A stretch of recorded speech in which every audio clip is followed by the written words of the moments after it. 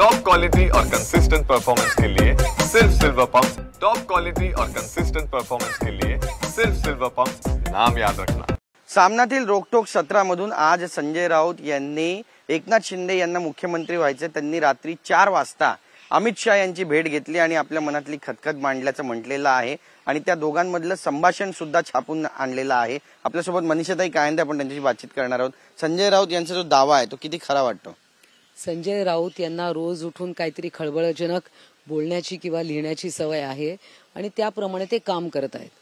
आता तिकडे तुम्ही स्वतः उपस्थित होतात का किंवा IQ बातमीवर?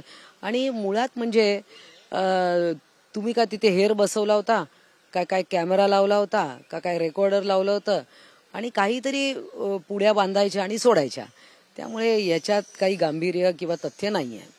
त्यात असं पण लिहिलंय की जर तुम्हाला CM व्हायचं असेल तर तुमचा जो पक्ष आहे भाजपमध्ये विलीन करा आणि मग तुमच्या पक्षाचं काय करायचं ते आम्ही पाहू, कारण तुमच्या पक्षाला जन्म सुद्धा आम्हीच दिलेला आहे। आता माननीय उद्धव ठाकरे हे त्यावेळी म्हणाले होते की अमित शहांबरोबर जी काही बैठक झाली मातोश्रीवर, मग तशाच अर्थाची काही समजायची का? त्यामुळे या सगळ्या संजय राऊत यांच्या या विधानांकडे आम्ही लक्ष देत नाही। पण ते म्हणतात की देवेंद्र फडणवीस यांना देखील या भेटीबद्दल माहिती आहे, खरं त्यांना विचारायला हवं। खरं तर संजय राऊत काय बोलतात याच्यामध्ये काहीच तथ्य नाही, तर ते काही लिहितील आणि काही बोलतील, त्यांच्या प्रत्येक बोलण्याकडचं स्पष्टीकरण आम्ही द्यायला बांधील नाहीत। नक्कीच, पण आता त्यांनी मनसेच्या पुस्तक प्रदर्शनाला सुद्धा भेट दिलेली आहे आणि त्या ठिकाणी ते म्हटलेत की EVM बद्दल मनसेची आणि आमची जी भूमिका आहे ती एकसारखीच आहे आणि भविष्यामध्ये ठाकरे गट आणि मनसे यांच्यात जर युती झाली तर मी पुस्तक लिहेन। आता बघा अमित ठाकरे काय म्हणाले, EVM वर दोष देऊ नका, आत्मपरीक्षण करा। त्यामुळे आता नेमकं खरं काय समजायचं? त्यामुळे संजय राऊतांना कुठेतरी एक धागा मिळाला आणि त्याच्यावर ते सुतावरून स्वर्गाला पोचण्यासारखं आहे। अमित ठाकरेंनी स्वतः एका ठिकाणी बोलले आहेत की EVM ला दोष देण्यात अर्थ नाही। उद्या धनंजय मुंडेंचा राजीनामा होईल, 3 तारीख असेल, 3 मार्च 2025 ला राजीनामा होईल अशा आशयाचं फेसबुक पोस्ट करुणा मुंडे यांनी केलेली आणि अजित पवारांनी राजीनामा घेतला असं सुद्धा म्हटलंय त्यांनी। आता करुणा मुंडे काय बोलले आहेत याच्याकडे माझ्याकडे काही माहिती उपलब्ध नाहीये आणि जरी असली तरी हा विषय पूर्णपणे मुख्यमंत्री आणि माननीय अजितदादा पवार यांचा आहे। नक्कीच ताई, महिला अत्याचाराच्या घटना घडतायत आणि केंद्रीय मंत्री आहेत रक्षाताई खडसे, त्यांच्या मुलीसोबतही हा प्रकार घडलाय जळगावमध्ये आणि बऱ्याच चर्चांना आता उधाण आलंय। स्वारगेटचं प्रकरण ताजं असताना पुन्हा ही घटना खरं तर हे अत्यंत दुर्दैवी आहे की एवढा फौजफाटा असताना वगैरे अशा प्रकारचं होतं। ती मुलगी कोणीही असो, कोणत्याही घरातली असो, सर्वसामान्य असो, प्रत्येक मुली ची सुरक्षा ही महत्वाची आहे आणि हे कोणी जे असे विकृत मनोवृत्तीचे लोक असतात यांना जरब बसलाच पाहिजे। मला असं वाटतं की पोलिसांनी, अर्थात पोलीस हा विषय काही सोडत नाही, कोणताच विषय सोडला नाही पाहिजे, परंतु या अशा म्हणजे असे काही मेसेजेस किंवा अशी काही भूमिका पोलिसांनी घेतली पाहिजे की यांना पब्लिकली पनिशमेंट दिली पाहिजे की त्यानंतरच या रोड रोमियांचा कुठेतरी बंदोबस्त होऊ शकेल। ताई, महत्त्वाचा प्रश्न आहे, संतोष देशमुख हत्याकांडामध्ये वाल्मिक कराड हेच मुख्य सूत्रधार होते अशी माहिती आता समोर येते।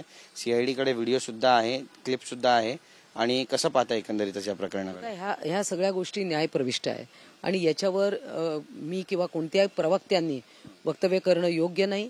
पोलीस तपास जो आहे, पोलीसच त्याच्याबद्दल काय ते आपल्याला ब्रीफिंग देतील। उद्यापासून आपण पाहतोय की अर्थसंकल्प सादर होतोय आणि कशा पद्धतीने कामं केली जातील आणि महाराष्ट्राचा विकास कसा होईल? 100 दिवसांचा आराखडा माननीय मुख्यमंत्र्यांच्या अध्यक्षतेखाली महाराष्ट्राचा तयार आहे। त्याच्यानंतर जे काय बजेट, मागच्या बजेटमध्ये आपण पाहिलं की इतक्या चांगल्या योजना महिलांसाठी आणल्या, लाडकी बहीण असेल, लाडकी लेक असेल, लाडके भाऊ, लाडके शेतकरी, अशा अनेक योजना महायुती सरकारने आणल्या आणि त्यामुळे लोकांना त्या रुचल्या, लोकांना त्याचा फायदा झाला। शासन आपल्या दारीसारख्या योजना आणि याही बजेटमध्ये नक्कीच शेतकरी, महिला या सर्वांना न्याय दिला जाईल।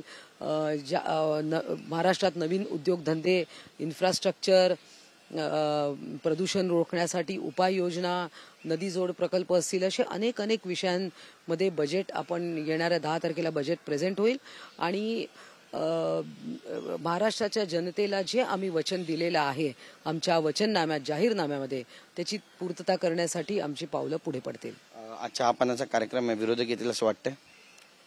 त्यांनी यायला पाहिजे, कारण चहापानाचा कार्यक्रमच अशासाठी असतो की तुम्हाला अनौपचारिक गप्पा करायला मिळतात, तुम्हाला जे तुम्हाला सभागृहात बोलता येत नाही ते तुम्हाला मुख्यमंत्री आणि सर्व मंत्र्यांशी तिथे बोलता येतं आणि त्यांना निमंत्रण दिलेलं आहे, त्यांनी ते यावं.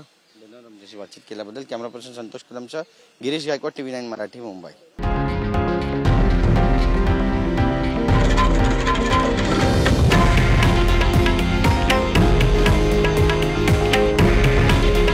हे आहे देशातील नंबर 1 न्यूज नेटवर्क आणि आपण पाहत आहात TV9 मराठी. काळजी तुमची, हित महाराष्ट्राचं.